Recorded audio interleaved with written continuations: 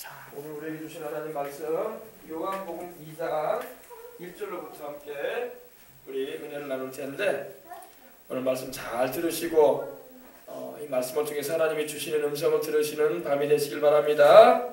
말씀 들을 때에 성령 충만해지고, 말씀 들을 때에 문제가 해결되어지는 역사, 말씀 들을 때에 하나님의 은혜가 채워지는 역사가 임할 줄 믿습니다.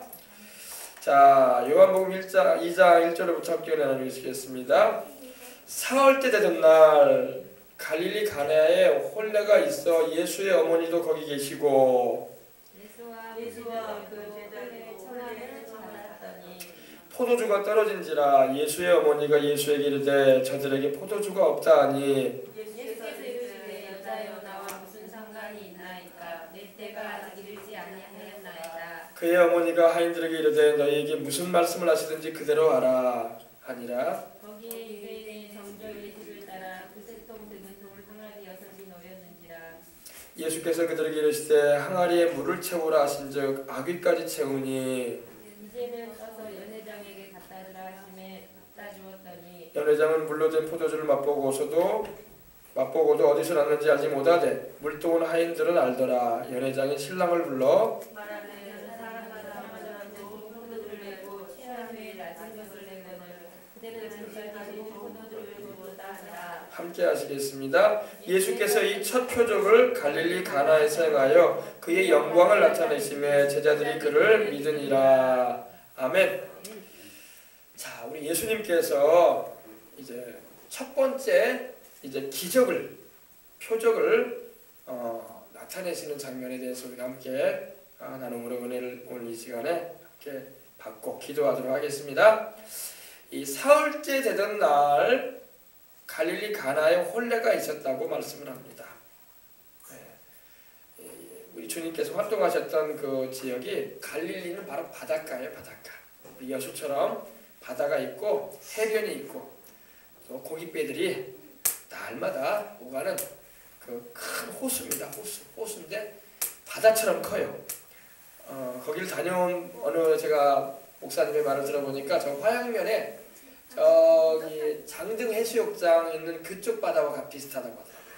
장등 해수욕장 있는 바다도 맑고 굉장히 넓잖아요. 저 끝에 저쪽 반대편에 산이 보이고, 그죠? 근데 이 갈릴리에 이 가나라는 마을이 있었어요. 지금도 여기가 있습니다. 성경은 거짓말이 아니니까. 할렐루야. 근데 이 갈릴리 이 호수, 이 바다라고도 일컬어지는데 이 가나라는 곳에 가나는 그 의미가 갈대예요. 갈대. 그래서 아마 이 갈대가 무성하게 난 순천에 가면은 갈대밭이 있잖아요, 그죠? 그 갈대, 그것처럼 갈대가 무성하게 나는 지역이었던 거예요. 이 갈릴리 가나에 혼례가 있었습니다. 근데 여기에 예수님과 또 예수님의 어머니인 마리아와 또한 주님의 불러내신 제자들이 초대를 받고 초청을 받아서 혼인잔치에 가시게 됐어요. 그래서 2절에 보니까 예수와 그 제자들도 혼례에 청함을 받았다 이렇게 말씀하고 있습니다.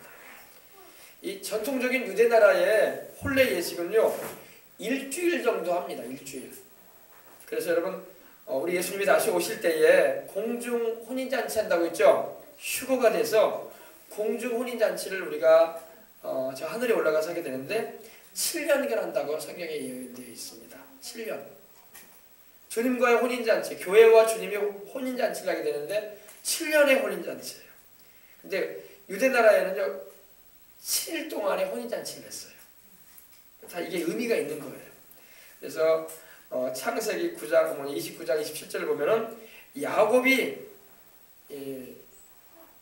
아내를 맞이하는 그 잔치 때도 보면은 일주일의 기간을 더 줬습니다. 그러니까 우리는 뭐 결혼식 하게 되면 토요일 날 잡아가지고 뭐 11시나 1시 정도 잡아가지고 한 30분 정도 이제 하고 막 맞춰지는 그런 정도의 결혼식이 아니에요. 유대 나라는요. 일주일 동안 결혼식을 해요. 일주일 동안 모든 축하하는 모든 친인척들 와서 하객들이 와서 축하해주고 함께 음식을 먹고 함께 즐거운 시간을 갖는 것입니다. 마을 잔치예요. 그러니까 결혼식이 그냥 뭐 특정한 뭐 요사이 같이 홀 하나 얻어가지고 1시간도 안 되는 그런 짧은 시간에 이렇게 식을 올리고 식사하고 이제 끝마치는, 그리고 신혼부부는 떠나는 그 정도의 그런 게 아니라 일주일 동안 주야로 이렇게 즐거운 시간을 가지는 거예요. 예수님 당시에는 이제 그런 일이 이렇게 홀레가 있었는데, 그때 이제 예수님의 어머니도 거기 계시고 또 예수님과 그의 제자들도 홀레의 청함을 받았어요. 청함을. 이렇게 결혼식을 하게 되면 우리가 청첩장을 보내서 청하지 않습니까? 초대를 해요, 그죠? 초대를 해서 이렇게 아무개 씨의 아무개 씨의 아들이 아무개 씨의 딸과 이렇게 100년 가약을 맺게 되었으니 오셔서 축하해 주시고 즐거운 또 시간을 가져주시길 바랍니다. 이렇게 초청하지 않습니까? 그죠? 여기 청함을 받는데 그 대상 가운데 우리 주님도 계셨다는 거예요. 여러분, 이 신혼부부는 정말로 모셔야 할 분을 지금 모시고 있는 거예요. 그죠? 물론 뭐 시계는 양가 부모님도 모시고 친인척 형제들 자매들도 모시고 이제 친구들도 다 청하지만은 정말로 우리가 여러분 가정을 이룸에 있어서 가장 먼저 모셔야 할 분은 우리 주님이에요. 왜냐면요, 오늘날 이 가정이 얼마나 많이 파괴되고 있는지 몰라. 여러분 신문이나 뉴스나 뭐 그런 거 꼭 보지 않아도 뭐 3쌍 결혼하면 뭐 1쌍이 이혼한다는데, 지금 세상에 앞으로는 2쌍 결혼하면 1쌍이 이혼할 거예요. 그런 세상이 지금 돼가고 있어요. 왜? 마지막 때는 주님도 예언하시기를 시집을 가고 또 시집 가고 또 장가 가고 또 장가 간다고 했어요. 왜? 그럼 뭔 말하냐? 시집 가서 이혼하고 또 시집 간다는 거예요. 장가 가고 또 이혼하고 또 시집 가고 또 장가 간다는 겁니다. 앞으로 세상은요, 성적으로 문란해져 버리는 세상이 되고 있다는 겁니다. 소돔과 고모라 성처럼 지금 돼가고 있어요. 왜냐하면 마귀가 그렇게 가정 파괴하는 걸 좋아해요. 교회의 마귀는요 2가지를 싫어해요. 교회 싫어하고 가정 싫어해요. 하나님이 만드신 제도가 창세기를 보면은 가정을 만드셨고 아담이 독초하는 것이 좋지 않게 보이셨기 때문에 그 갈빗배를 취하셔가지고 잠들게 하신 다음에 하와를 만들어서 데리고 오셔서 한 몸이 되게 하셨어요. 할렐루야. 하나님의 가정 세우신 거예요. 가정 자기들끼리 사람들이 만든 거 아니에요. 하나님이 만드셨어요. 교회도 하나님이 세우셨어. 마귀는 가정 파괴하는 걸 좋아하고 교회 파괴하는 걸 좋아해요. 지금 세상이요, 지금 2개 다 공격을 받고 있어. 교회는 교회대로 지금 마귀에게 공격받고 있고, 가정은 가정대로 지금 난장판이 아니야 지금 다. 젊은 부부들만 이러면 그런 우스갯소리로 그러지 않습니까? 신혼여행 마치고 제주도 갔다 오면 이혼한다잖아요. 지금 그런 세상이란 말이에요. 여러분, 하나님은 가정도 지키길 원하고 계시고 교회도 지키길 원하십니다. 그럼 하나님의 힘이 없어서 가정이 파괴되고 교회가 어려움을 당하는 것은 하나님이 가만두시는 것이 아니에요. 우리가 주님께 기도하지 않고 주님을 모시지 않기 때문에 그런 거예요. 2가지가 안 파괴되려면요, 기도해야 돼. 교회도 기도를 하는 교회는 어려움을 당하긴 하지만 이겨낼 수 있어요. 왜? 주님께서 이기게 하셔요. 가정도 여러분, 부부가 기도하면 그 가정 하나님 지켜줘요. 기도 안 하고 나몰라라 해봐요. 마귀가 그냥 파괴해버려요. 요 사이는 여러분, 옛날에는 여러분 자식이 있기 때문에 이혼을 안 했다고요. 요 사이는 자식이 있어서 이혼한다니까요. 자식이 뭐냐? 자식이 내 인생 책임지냐? 난 나 살 길 찾아간다는 말이에요. 이게 세상의 지금 현실 모습이에요. 옛날에는 그래도 순해가지고 아이고 아기가 있으니까 이혼하면 안 되지. 그래도 그런 양심이라도 있었어. 요즘에는 양심 있고 뭐가 없어요. 내 인생 나 찾아가야 된다. 무슨 애가 무슨 소용이냐 나한테. 그런 세상이 돼가고 있어요. 그러니까 막 그러지 않습니까? 지금 세상. 우리 주님 모셔야 돼. 가정을 지키기 위해서 주님 모셔야 돼요. 아시겠습니까? 또 교회 지키기 위해서는 주님 모셔야 돼. 십자가만 달아놓으면 교회니까 뭐 하나님이 알아서 지켜주는 거 아니냐. 그러면 문 닫는 교회가 왜 생깁니까? 교회가 왜 문을 닫아? 지금 교회 엄청나게 한 해에 여러분 우리나라에 3,000개 이상의 문을 닫고 있다고 그래요. 왜 문을 닫습니까? 여러분 결정적인 요인은 주님을 모시고 있지 않은 교회들이 제가하기 때문에 그래요. 목사가 기도를 안 하고 성도들이 기도를 안 하면 교회는 문 닫히는 거예요. 정신 차리고 살아야 돼. 지금 마귀가 호시탐탐 노려요. 교회도 문 닫게 하고 가정도 파괴시켜버린다고 합니다. 지금 교회와 가정이 공격받는 시대예요. 그럼 우리가 공격받으면 우리는 어째? 강하게 더 기도해서 마귀를 물리치고 원수의 역사를 제거해버리고 할렐루야. 그래야 돼요. 그러므로 여러분이 예수님을 모셔야 돼. 이제 이 신혼부부는 참 지혜로운 선택을 했어. 우리 주님을 모셨어. 할렐루야. 홀레시게 우리 주님을 모셨다는 말이에요. 아유, 나는 목사님한테 주례받았으니까 우리 가정은 영원할 겁니다. 그런 소리 하지 마요. 목사님이 주례셔도 깨진 가정 수두룩해. 알겠어요? 목사님이 중요한 게 아니라 예수님을 모셔야 되고, 예수님을. 목사가 주셨다고 결혼 안 깨지는 게 아니야. 예전에 유명한 목사님이시죠. 우리 교단에 유명한 목사님이신데 주례를 하도 많이 했으니까 그분은 밤중에 막 전화가 오더라는 거예요. 막 전화가 왔는데 성도한테 전화가 왔는데 목사님 우리 이제 이혼해야 되겠습니다. 이혼하려고 하는데 왜 날 찾냐고 하니까 목사님이 주셨으니까 이혼도 목사님이 시키십시오. 그러자는 거예요. 그래서 또 가서 또 살라고 또 하고 왔다 가서 할렐루야. 깨지면 안 되지. 그죠? 그렇습니다. 그래서 예수님과 그의 제자들도 이 홀례의 청함을 받았어요. 여러분 중요한 건요. 우리 주님을 모시고 있어야지 교회도 가정도 안전한 거예요. 주님 나 몰라라 하고 살아봐요. 마귀가 공격하면요. 별걸 다 가지고 교회가 깨지고 가정이 박살이 나는 거예요. 알겠습니까? 주님만 함께 하시면요. 어려움이 있고 힘든 일이 있어도 이겨나갑니다. 이겨나가요. 여러분 우리도 항상 우리 주님을 가정에 모시고 사시길 바랍니다. 주님을 가정에 모셔야 돼요. 첫째로 모셔. 첫자리에. 두 번째도 아니야. 첫째로. 우리 주님이 항상 우리 가정의 주인이시고 우리는 주님 아래에서 산다. 할렐루야. 교회도 그래요. 교회도 예수님을 첫자리에 항상 모시고. 여러분 보세요. 봉사를 하든 우리 목요일에 떡볶이 어린이들 봉사하는데 봉사하는 것도 마찬가지예요. 여러분. 예수님 모시지 않고 나는 그냥 떡볶이 만드는 게 재밌으니까 그냥 애기들 만드는 게 즐거워. 예수님이고 뭐고 난 그 둘째 문제고 나는 이런 거 자체가 재밌어서 온다. 그거 아니에요. 그 하늘에 하나도 상관없어. 자기 몸만 고생하고 가는 거야. 지치고 가는 거야. 그러면 안 돼. 예수님을 위해서 해야지. 할렐루야. 예수님 기뻐하시는 일이니까 내가 떡볶이를 할 때에도 어린이들을 만나서 말 한마디를 전할 때에도 우리 예수님 모시고 해야지. 할렐루야. 그래야 돼요. 그래야 돼요. 그렇습니다. 근데 보십시다. 예수와 그 제자들도 홀례의 청함을 받았다고 말씀을 하고 있습니다. 근데 참 감사한 것은 예수님도 청함하게 되고 또 예수님이 움직이시니 주님을 따르는 제자들도 당연히 오시게 되겠죠. 당연히 오게 되고 또 보니까 예수님의 어머니인 마리아도 거기 이렇게 같이 함께 했다는 것입니다. 그러니까 아마 잘 아는 지인이었던 것 같아요.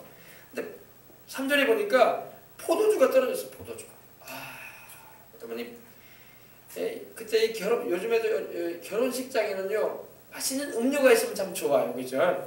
하객들이 와서 마실 수 있는 그런 음료. 물론 요즘에는 뭐 콜라도 있고 사이다도 있고 이런 게 있는데 그때만 해도 이 포도주가 참 음료였어요. 무슨 예수님이 포도주를 드시냐고? 그러면 우리도 다 포도주 먹고 살아야 되지 않냐고? 여러분 그 당시에 이 포도주는요 술로 말하기보다는 뭐라고 할까요? 이스라엘 그 중근동에는요 물이 귀하고 또 물이요 석회질이 많아. 그래서 그 물을 많이 마시게 되면은 이 뭡니까 위가 굳어요. 탁탁하게. 그러면 몸이 건강하지 않잖아요. 위장이 안 좋아지니까. 그렇기 때문에 포도를 많이 심어가지고 포도를 걷어가지고 포도를 구해내서 짜가지고 그 즙을 마셨어요. 식사할 때에. 그러니까 식수 대용으로. 우리는 물이 있잖아요. 그죠? 우리는 물이 그래도 깨끗한 편이잖아요. 그죠? 좀 사서 먹긴 하지만 또 지하수 깊은 안반수에서 나오는 거는 정말 깨끗한 거예요. 근데 그때만 해도 이런 기술도 없고 그러다 보니까 이 위가 굳고 막 그러기 때문에 포도즙을 먹었어요. 이렇게 마셨어요. 또 잔치가 되다 보니까 이 포도주를 또 포도를 음료종으로 이렇게 먹었던 것입니다. 근데 포도주가 떨어졌다고 말씀이 나오고 있습니다. 여러분, 인생에는 문제가 있기 마련이에요. 포도주가 떨어진 건 문제잖아요. 결혼식 한창 진행되고 있는데 결혼식 가운데 가장 그 흥을 돋을 수 있는 게 바로 포도주인데 사람들이 마시면서 얘기하고 인생을 얘기하면서 축하를 해주면서 격려를 해주면서 흥을 돋을 수 있는 그런 것이 바로 이 포도주인데 떨어져 버렸어요. 아마 하객들이 많이 왔던 거예요. 그죠? 아마 준비는 넉넉하게 했을 거예요. 이번에는 이 하객들이 우리 이번에 결혼식 때 아마 그 결혼식 당사자의 부모들이 준비하면서 100명 이상 올 거야. 그래도만 우리가 많이 결혼식 찾아가셨잖아. 그러니까 많이 올 거네. 그러면서 150명 정도 준비하면 충분할 거네. 근데 했는데 떨어져 버렸어. 많이 왔던 거예요. 그러니까 그때 예수님의 어머니인 마리아가 이 포도주가 떨어졌다는 소식을 아마 지금으로 말하면 이 부엌에서 들은 것 같아. 큰일 났네. 어떻게 하면 좋나. 이 하객들은 자꾸 오고 있고 다들 이렇게 즐거운 시간 가지고 있는데 이거 포도주가 떨어졌다. 예수님의 어머니인 마리아가 예수님을 찾아갑니다. 그리고 그들에게 포도주가 없다고 이렇게 말씀을 주님께 올립니다. 참 위기요 난감한 일 아니겠습니까? 그죠? 포도즙이 떨어져 버렸으니 그 하객들이 도대체 잔치를 배설해 놓고 이것도 못 준비해놨냐고, 이건 기본 아니냐고 하면서 가세. 아무튼 결혼했으니까 하면서 그럼 얼마나 또 마음이 착잡해요. 근데 여러분, 참 문제가 오히려 기회가 될 수 있는 것은 주님이 그 자리에 계셨다는 거야. 우리 예수님 안 계셨으면 소용없는 일이에요. 떨어져도 할 수 있는 일이고. 그래서 마리아가 우리 주님께 가서 포도주가 없다고 이렇게 소식을 전합니다. 우리 주님께서 그걸 모르실 분은 아니죠. 다 아시는 분이니까. 예수님께서 하시는 말씀 한번 들어보십시다. 예수께서 이르시되 여자여 나와 무슨 상관이 있나이까 내 때가 아직 이르지 아니하였나이다. 근데 우리 주님이 하신 말씀이 좀 묘한 대답을 하세요. 여자여 나와 무슨 상관이 있나이까 내 때가 아직 이르지 아니하였나이다. 예수님께서 분명히 자기 어머니인데 자기 어머니 아닙니까 마리아가.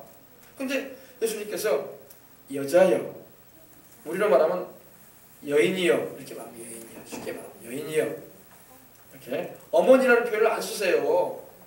여인이여 나와 무슨 상관이 있습니까? 이 말은요 그 의미가 그 헬라어적인 의미로 더 깊이 의미를 살펴보면요 내게 무슨 권한을 가지고 지금 말씀을 하십니까 이 말이에요.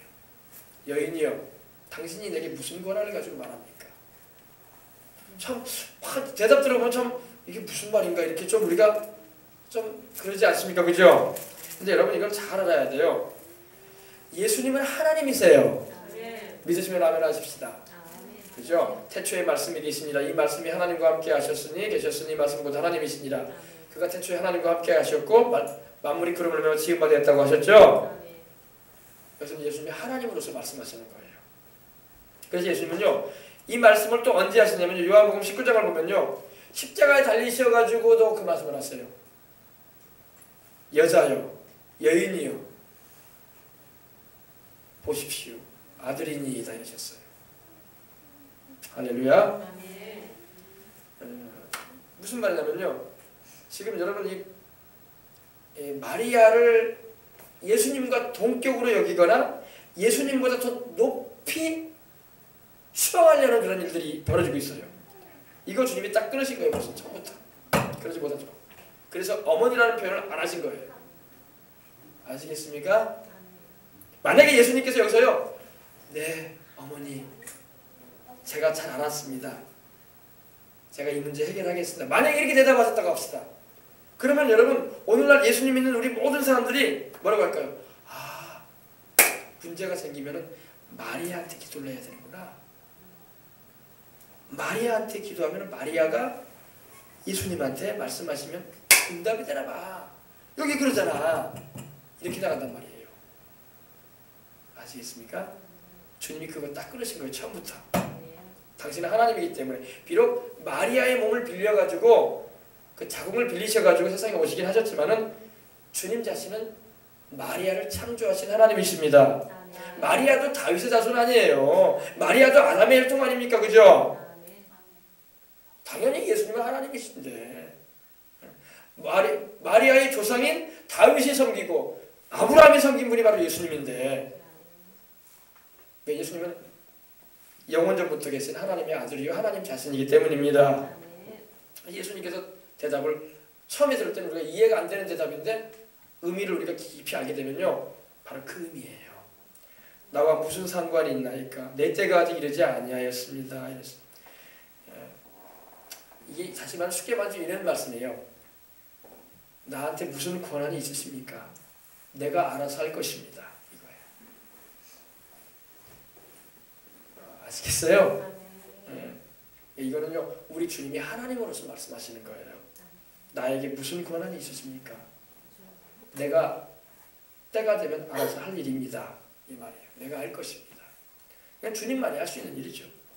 여러분 내 때가 아직 이르지 않았다는 말이 굉장히 중요한 말입니다. 주님께서는 여러분 일하실 때에 일하십니다. 자기 때에 일하세요. 우리 주님은요 십자가를 지실 때도요 때가 이르기 전에는 십자가 지시려고 하지 않으셨어요. 주님은 공생애를 다 사시면서도 제자들을 부르시고 그들을 가르치시고 3년 반의 공생애를 마치신 후에 이제 아버지께로 돌아갈 때가 이르렀음을 아시고 예루살렘에 올라가기를 마음에 작심하셨다고 했어요. 이제 내가 십자가 지겠다. 아셨어요? 우리 주님은요 자기 때에 따라 역사하시는 하나님이세요. 일을 할 때가 되면은 주님께서 알아서 하신다는 것입니다. 근데 우리는 막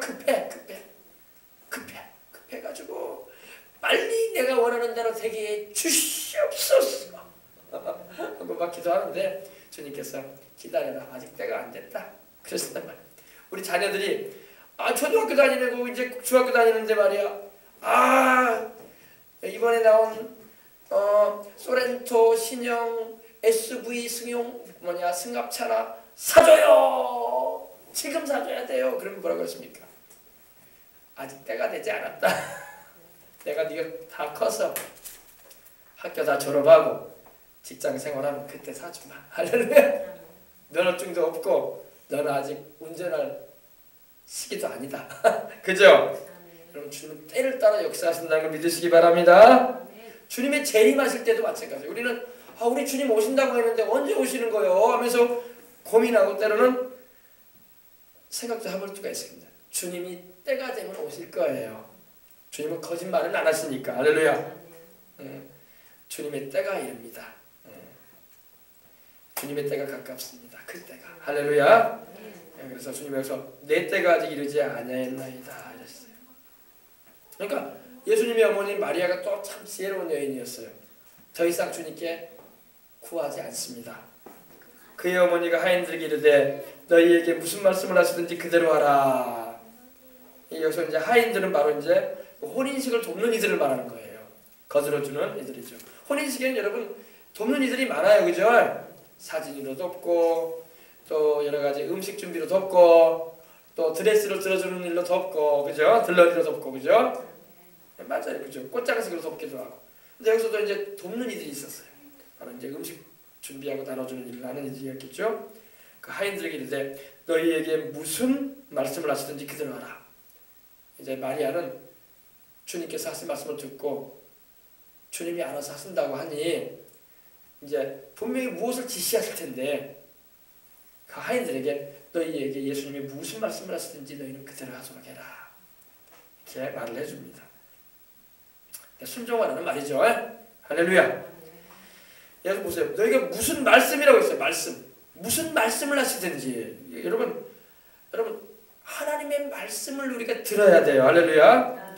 우리의 이성과 경험을 좀 뛰어넘을 때가 있어야 돼. 여러분 우리는 사람이라서요. 경험을 항상 중시해요. 그죠? 과거에 내가 무언가 겪은 일이 있으면 그거를 근거로 해가지고 쉽게 법적인 일로 하면 관례를 삼는다고 하죠. 그래가지고 그걸로 인해서 그걸 통해 가지고 결정할 때 상당히 고심을 많이 해봐요. 그대로 하려고. 근데 우리 주님께서 무슨 말씀을 하든지 너희는 행동으로 옮겨라 이 말입니다. 거기에 유대인의 정결 예식을 따라 두세 통 드는 돌 항아리 6이 놓였다 이렇게 말씀합니다. 거기에 그 혼례 치르는 혼이라는 그 잔치집에 유대인의 정결 예식이라는 게 뭐냐면요, 이거에 씻는 거예요. 밖에 나갔다 돌아오면요 손이 더러워지고 발이 더러워지잖아요. 그러면 손도 물 떠서 대하에 받아서 씻고 발도 씻어 깨끗하게 하는 것을 말합니다. 정결 예식이라는 게 그런 겁니다. 깨끗하게 한다는 거예요. 세정식이라고 하죠. 우리 세정하잖아요, 그죠? 밖에 나가면 막 얼굴도 씻고 손도 씻고 그러지 않습니까? 정결 예식을 따라 두세 통 드는 돌 항아리 6이 놓여 있었다고 했습니다. 예, 그러니까 물을 담아놓는 통이에요, 말 그대로. 돌 항아리니까 돌로 된 돌로 만들었는데 이게 커요. 돌 항아리 저는 사진으로 좀 보니까 이만해요, 이만해요. 우리 항아리처럼 이렇게 커요. 크고 높아요, 이렇게 커요. 그래서 리터도 보면은 한 100리터 이상 들어가는 큰 항아리입니다. 예수님께서 그들에게 이르시되 항아리에 물을 채우라 이제 말씀을 하십니다. 주님께서 뜬금없는 말씀을 하세요. 항아리에다 물을 채우라고 하시는 거예요. 이제 때가 되신 거예요, 주님께서. 무엇인가 행하시려고 하는 거예요.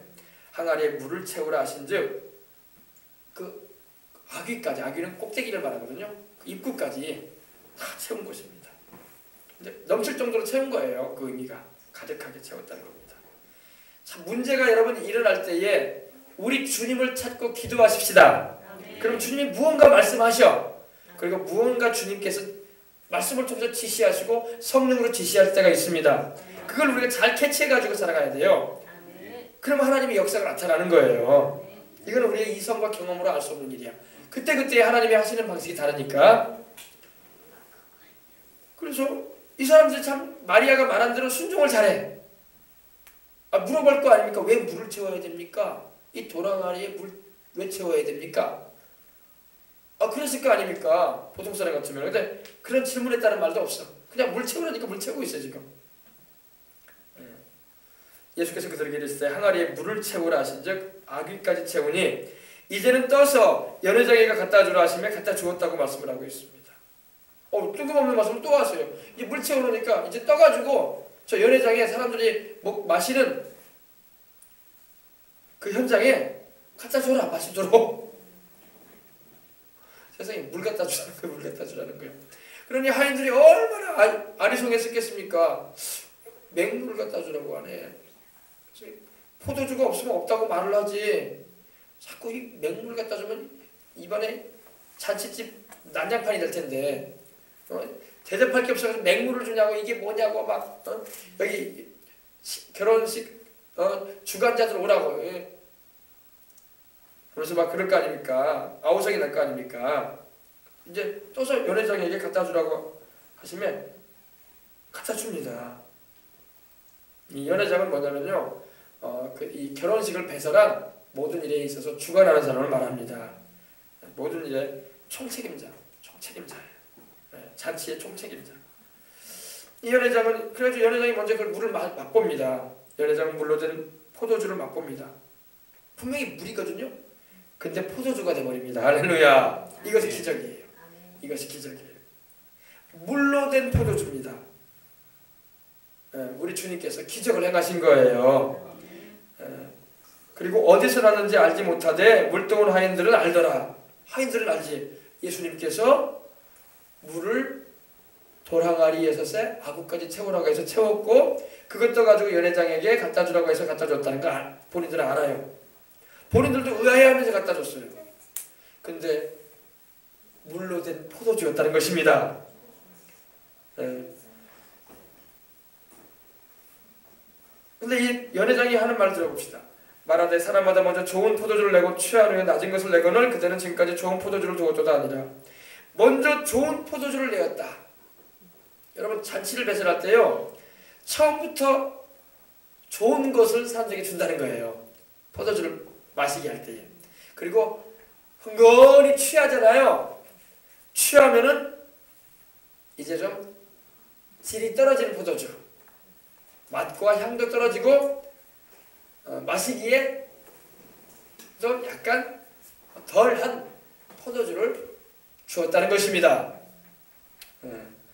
근데 이 연회장이 맛을 보니까 이야, 먼저 좋은 포도주를 내고 좋지 않은 것을, 낮은 것을 내는데 그대는 지금까지 좋은 포도주를 주었다. 너무나 좋다. 더 좋다. 여러분, 우리 주님은 더 좋게 해주시는 것입니다. 그럼 우리 인생에 더 좋은 것을 택하시려면 우리 주님께 기도하시고 주님을 모시고 사시길 바랍니다. 우리 주님은 더 좋게 해주시는 분이야. better than, 더 좋은, 그죠? 더 좋게 해주시는 분이야. 더 좋게 해주시는 분이야. 사람은요, 우리 어떻습니까? 여러분, 비누 써보셨습니까? 비누 쓰잖아요. 비누 어때요? 처음 쓸 때는 비누가 굉장히 만들만들하고 거품도 잘 나고 향취도 좋아요. 근데 써가면 써갈수록 어때요? 거품도 약해지는 것 같고 향취도 약해지는 것 같아요. 그래 안 그래요? 비슷한 거예요. 처음에는 굉장히 좋은 것 같아. 근데 가면 갈수록 질적으로 약해져. 근데 우리 주님은 그렇게 안 하셔. 우리 주님은 더 좋게 해주시는 분이야. 가면 갈수록 더 좋아. 할렐루야.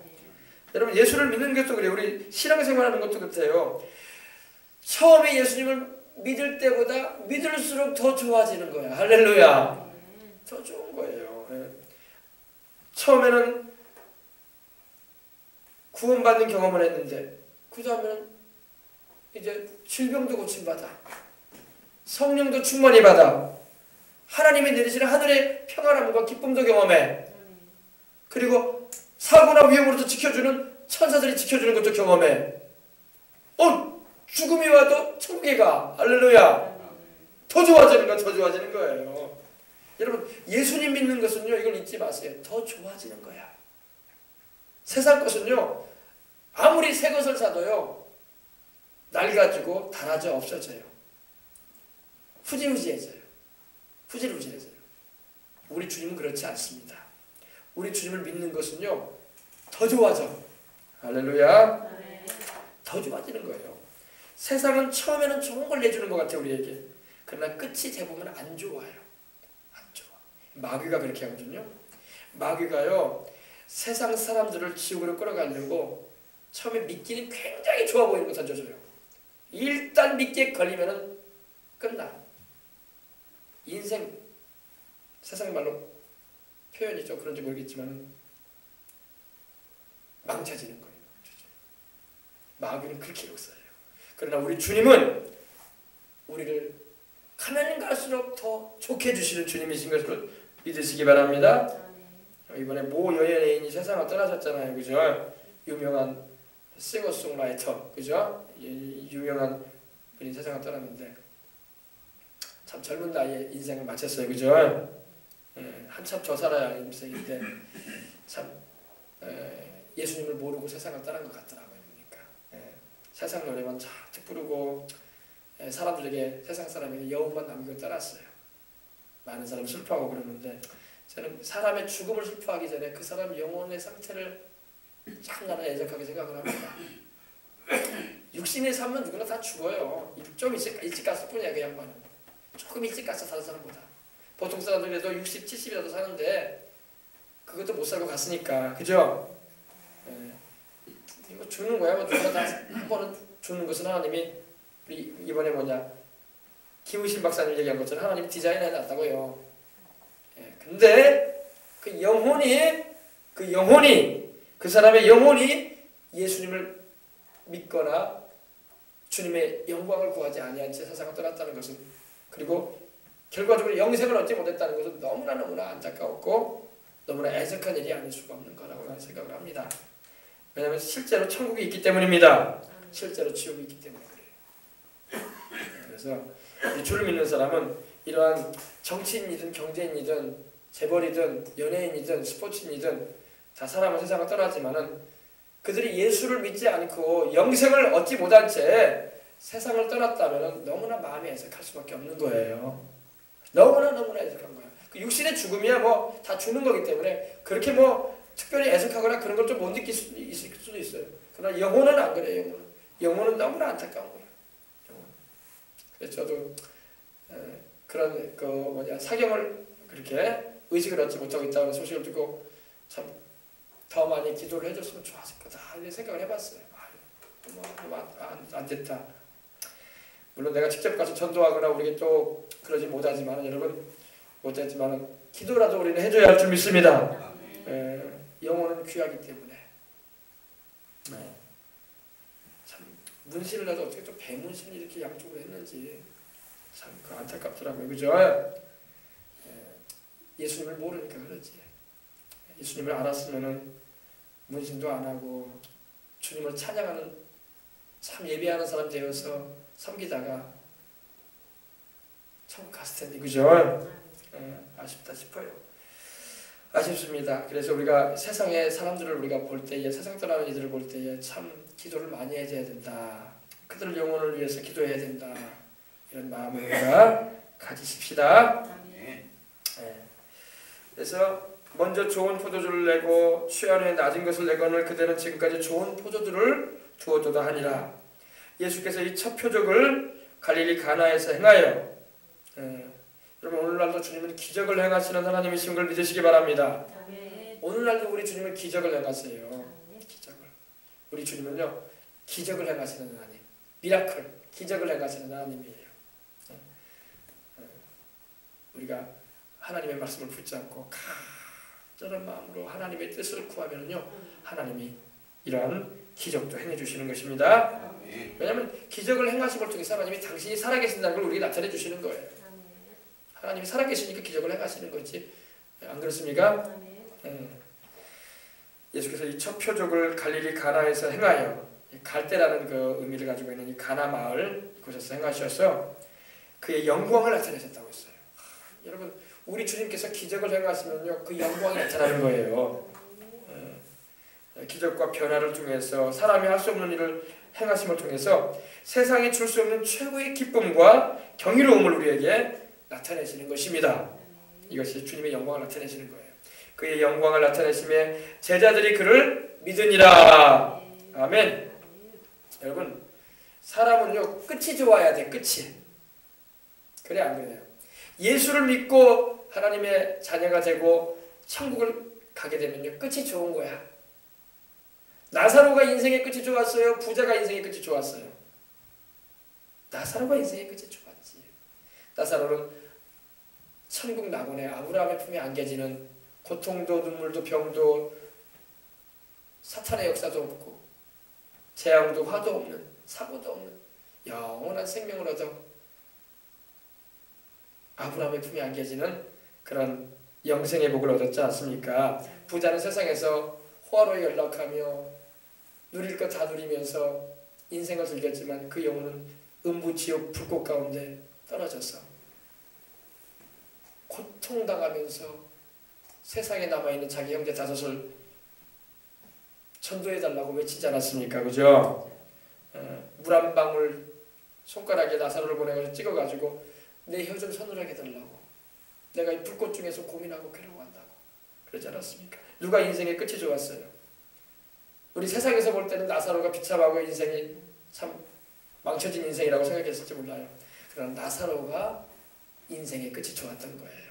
부자는 가장 비참한 지금도 지옥에서 불타는 인생이 되어 있는 거예요. 지금도 지옥에 불타고 있어요. 그 부자는.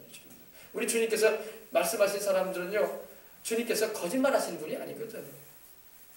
분명히 그 사람 이름까지 말씀하셨잖아요. 나사로라고. 그리고 부자는 이름을 거론하지 않으셨어요. 왜?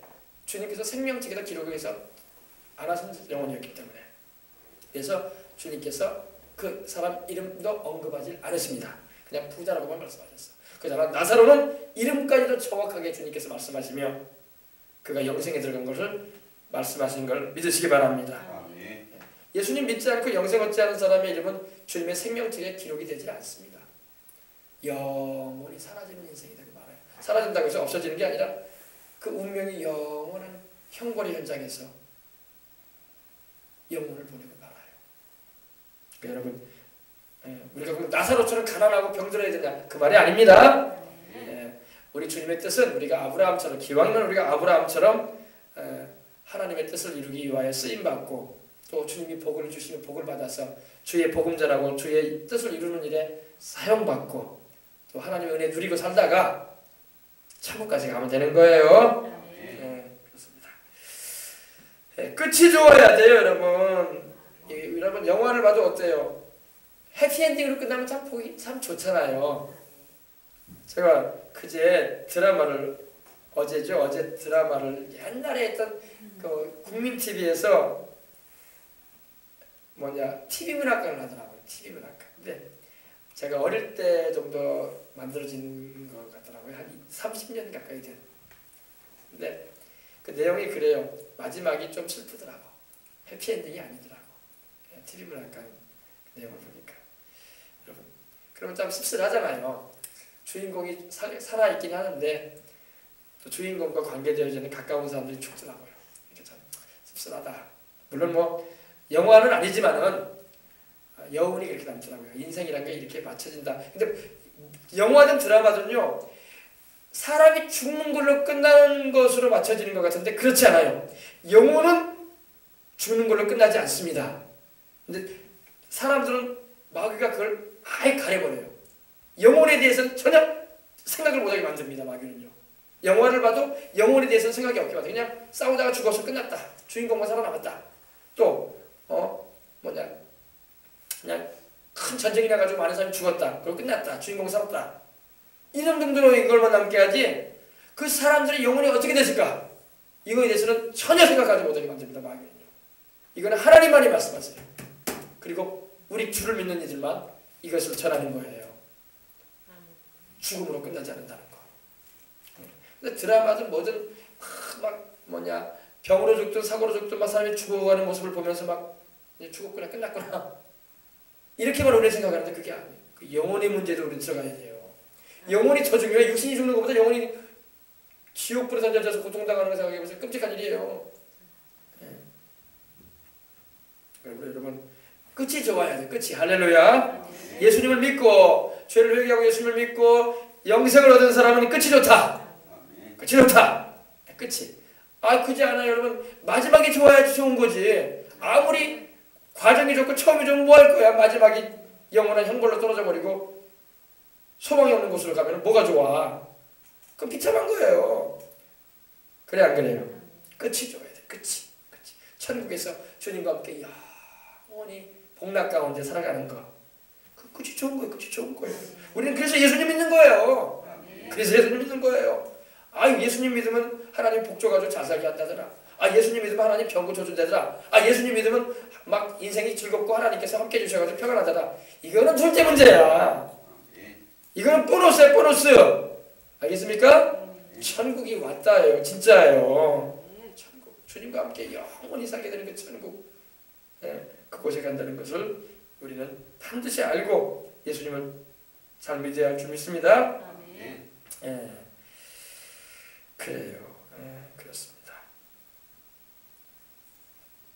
그래서 예수님께서 이렇게 기적을 행하셨어요. 12절 한 줄만 더 보십시다. 그 후에 가나 혼인잔치 사건 직후를 말합니다. 그 후에 가나 혼인잔치, 이 기적을 행하신 가나 혼인잔치 사건이 있은 후 직후에 예수께서 그 어머니와 형제들과 제자들과 함께 가버나움으로 내려가셨으나 거기에 여러 날 계시지는 아니하시니라 하셨어요. 예수님께서 그 어머니 마리아와 아버지는 안 나와요, 그죠? 예수님의 아버지인 물론 예수님이 양아버지죠. 예수님은 동정녀 결혼하지 않은 처녀인 마리아의 몸에 성령으로 잉태되셔서 오셨지 결혼해가지고 부부관계를 통해서 태어난 분이 아니기 때문에 그래서 어머니 마리아는 나중에 이제 요셉과 부부 생활을 해서 아이들을 많이 낳아요. 그래서 형제들이 나오는 거예요, 형제들. 그래서 그 형제 가운데 야고보도 있고 유다도 있고 요셉도 있고 시몬도 있고 그 누이 동생들도 있었어요. 그러니까 우리 주님의 가족도 대가족이었어요. 우리 주님만 성령으로 잉태되셔가지고 하나님의 아들로서 처녀의 몸에 마리아의 몸에 결혼하기 전에 잉태되셔가지고 오신 분이고 그 후에는 마리아가 그 남편 요셉과 결혼한 정혼된 관계였기 때문에 이제 부부 생활하시면서 아이들이 많이 태어났어요. 그 아이들이 바로 야고보서를 쓴 야고보, 그리고 유다서를 기록한 유다, 그리고 그 외에도 요셉도 있고 시몬도 있고 누이들이라고 성경에도 나와요. 보면은요. 마태복음 13장 55절 56절 보면요. 누이들도 나와요. 그러니까 예수님에게 여동생들도 있었어요. 아시겠어요? 있었습니다. 그래서 누이들은 일찍 이제 결혼을 해서 가정을 이루게 되었고, 이제 이 야고보, 유다 이런 형제들은 주님께서 이제 첫 기적을 행하셨던 가나 혼인잔치 때 함께 있었다는 것입니다. 근데 문제는 형제들이 예수님을 믿지 않아요. 형제들이 예수님을 안 믿어요. 왜 안 믿냐면요. 형제들은 예수님이 자기 아버지인 요셉과 어머니인 마리아에게서 태어났으니까 우리와 똑같이 태어난 형일 뿐이다. 그렇게 생각을 했어요. 그래서 예수님께서 막 말씀을 전하고 기적을 행하시고 사람들이 막 모여 있으면요. 예수님을 향해서 막 예수님이 미쳤다고 말을 했어요. 예수님을 오해해가지고 예수님을 향해 자기 형이요, 자기 형인 맏형인 이 예수님을 향해서 예수님이 미쳤다고, 형님이 미쳤다고 지금 그래가지고 사람들 앞에서 저 이상한 말하고 있다고 막 그럴 정도였어요. 그리고 막 어떤 일까지 있었냐면은 심지어는 막 부추겼어요. 형님 유명해지려면은 예루살렘에 올라가셔가지고 큰 도시, 우리로 말하면 서울이죠. 이 시골에 있지 말고 큰 도시 올라가가지고 자신을 드러내십시오, 형님. 그리고 유명해지십시오, 형님. 막 그런 정도로 예수님을 몰라. 왜? 예수님이 하나님인지도 모르고 그저 똑같이 자기 아버지 어머니 요셉과 마리아를 통해서 태어난 그냥 마지 형님인 오빠로죠만 이렇게밖에 몰랐던 거예요. 그리고 우리가 성경을 보면 그게 그 내용이 나옵니다. 근데 나중에 이들이요, 예수님이 하나님의 아들이요 또 세상에 오신 하나님임을 알게 됩니다. 언제 알게 되냐? 예수님이 죽으시고 부활하신 다음에 알게 돼요. 부활하신 다음에. 그 다음부터는요, 야고보나 유다가요, 자기 형님, 지금까지는 형으로만 알았던 그 예수님이 하나님의 아들이요, 하나님인 줄 알게 돼요. 그리고 소개할 때 어떻게 소개하느냐? 자기를 소개할 때 예수 그리스도의 종이라고 말합니다. 예수 그리스도의 동생이라고 말하지 않아요. 우리는 예수 그리스도의 종입니다. 누가 자기 형한테 종이라고 말할 사람 누가 있어요? 그래 안 그래요? 남들은 몰라도 여러분 형제끼리는 그러지 않아요. 우리 형이라고 하지. 그래 안 그래요? 근데 형이라고 부르지 않습니다. 우리 주님이십니다. 그분은. 주님이라는 것은 하나님을 향해서 말하는 호칭인데 예수님을 향해서 그분은 우리 주님이십니다. 할렐루야. 한번 찾아봅시다. 야고보서 한번 펴보세요. 야고보서의 이 신약 성경 야고보서는요, 예수님의 친동생이었던 야고보가 기록한 성경이에요. 처음에는 예수님을 믿질 않았어요. 동생들이 미쳤다고 말하기도 하고, 또 유명해지려고는 우리로 말하면 서울로 올라가서 예루살렘에 올라가서 자신을 드러내라고 말하고 막 그랬었어요. 야고보와 유다는 예수님의 친동생입니다. 요한계시록 앞에 보면 유다서도 있죠. 한번 찾아봅시다. 야고보서 1장 찾으셨어요?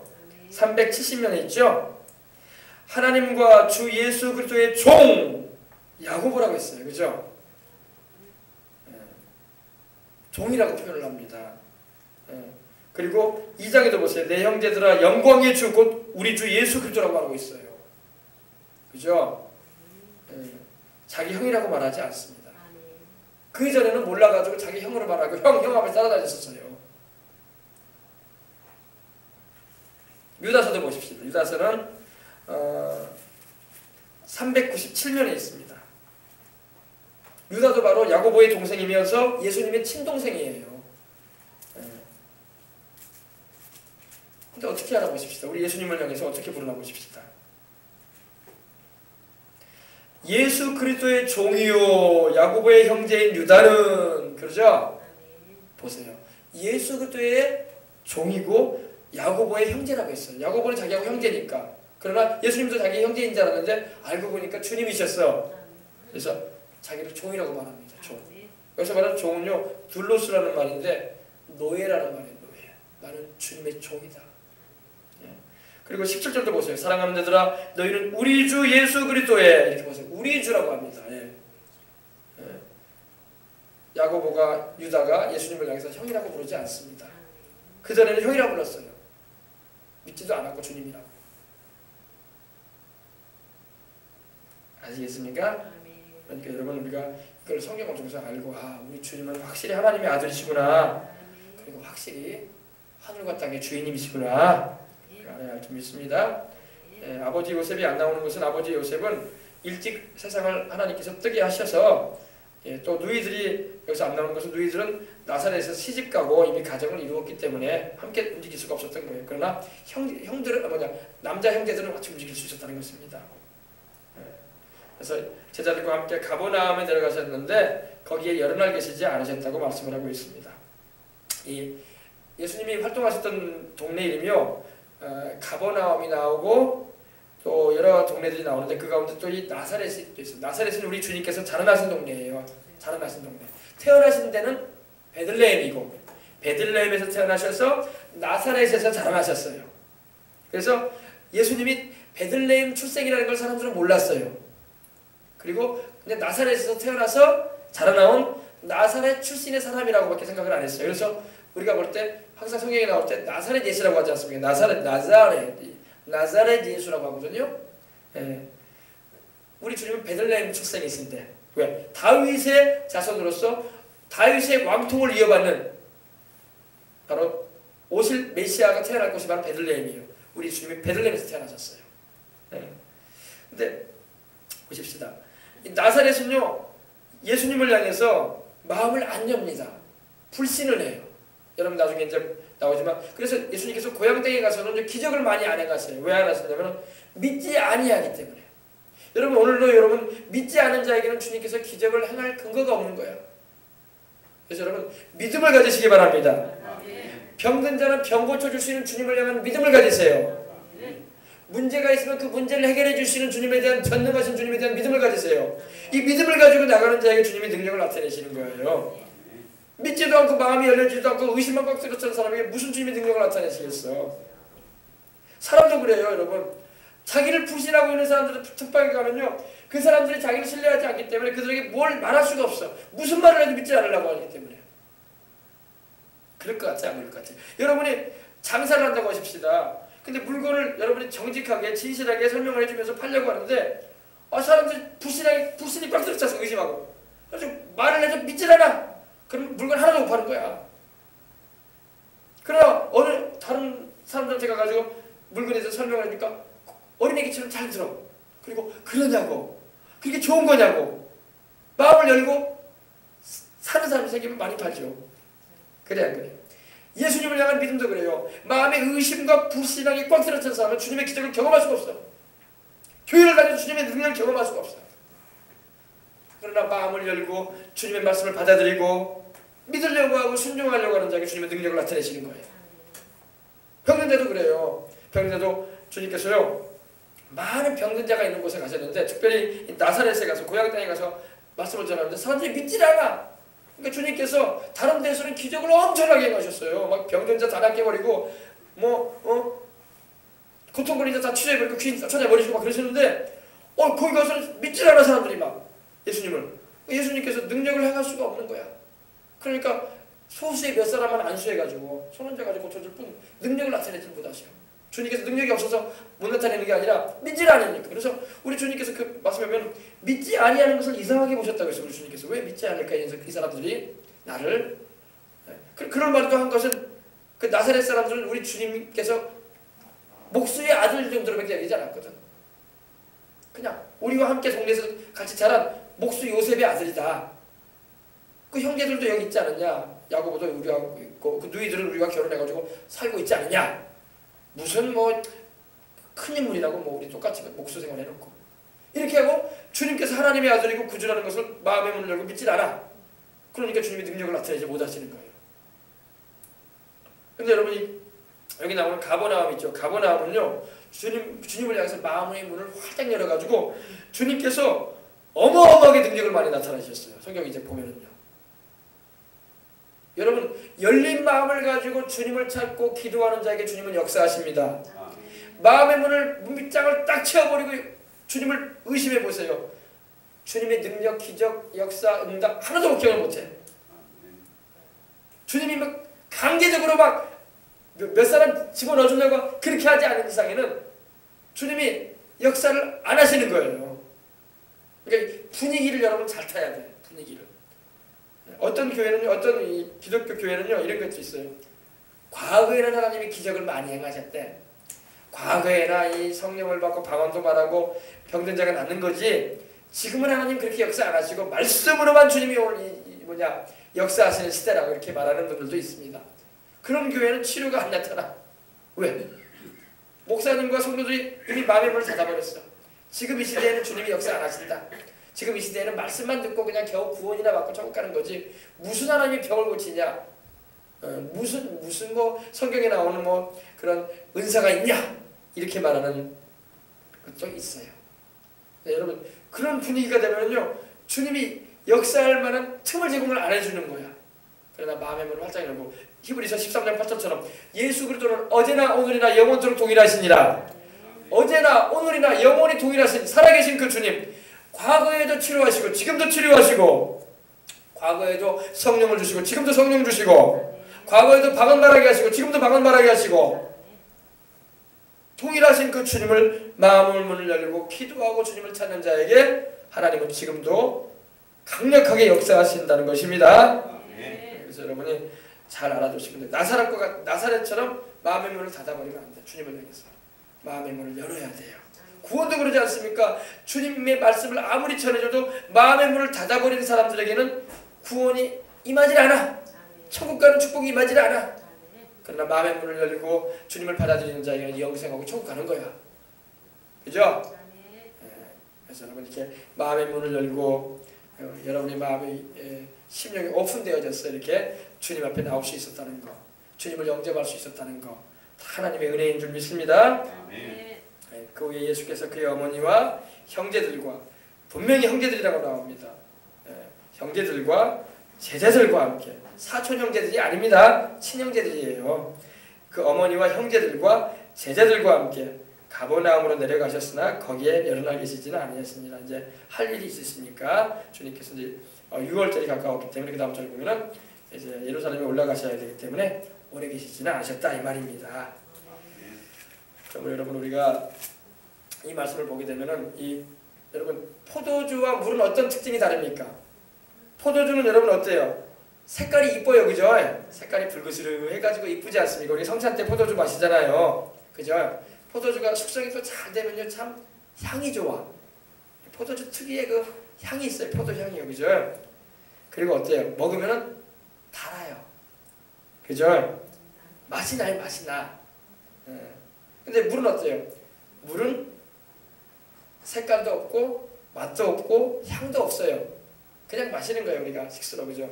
여러분 그냥 물 같은 우리 인생이 포도주와 같은 인생으로 하나님은 바꿔주실 수가 있어요. 물 같은 인생, 그냥 아무 평범한 인생을 그냥 살다가 갈 사람이 포도주처럼 색깔이 나고 맛이 있고 향이 나고 사람들을 즐겁게 하고 하나님께는 영광을 돌리고 그런 인생으로 바뀌어지는 거예요. 여러분도 저도 예수님을 믿지 않았으면요 그냥 물 같은 인생 살다가 갔을 거예요. 물 같은 인생, 맹물, 이것도 저것도 아니야, 맹물이야. 그냥 우리 나름대로 뭐 한 가닥 좀 뭐 하고 뭐 하고 살지 모르겠지만은 세상적으로 뭐 한 가닥을 하고 살지는 모르겠지만 주님 볼 때는 물이야, 맹물 같은 인생이야 그냥. 근데 예수님을 믿고 성령으로 거듭난 하나님의 자녀가 되었으니 영생의 맛을 보고, 할렐루야, 보혈의 능력도 경험하고, 할렐루야, 주님의 그 은혜 가운데 맛을 내는 인생을 살아간다는 것입니다. 여러분이 다 그러한 은혜를 입으시길 바랍니다. 그래서 여러분이 오늘 말씀에 있는 것처럼 무슨 문제가 있거든, 어려움이 있거든, 주님을 찾으시기 바랍니다. 주님을 찾으세요. 주님을 모시면 문제 해결은 다가오게 돼 있어. 문제는 주님을 안 찾기 때문에 어려움에 빠지게 되고 참으로 힘들어지는 것입니다. 오늘 신혼부부가 주님을 모셨다는 것은 정말로 잘한 선택을 한 거예요. 자, 우리 이제 우리 찬양 한 장 우리 드리고 기도하도록 하십시다. 우리 찬송. 우리 예수님이 말씀하시니 물이 변하여 포도주 됐네. 우리 찬양, 우리 어린이 찬양이긴 하지만 함께 우리 드려보도록 하겠습니다. 그리고 우리 전에 우리 기도하도록 하겠습니다. 예수님이 말씀하시니 물이 변하여 포도주 됐네. 네.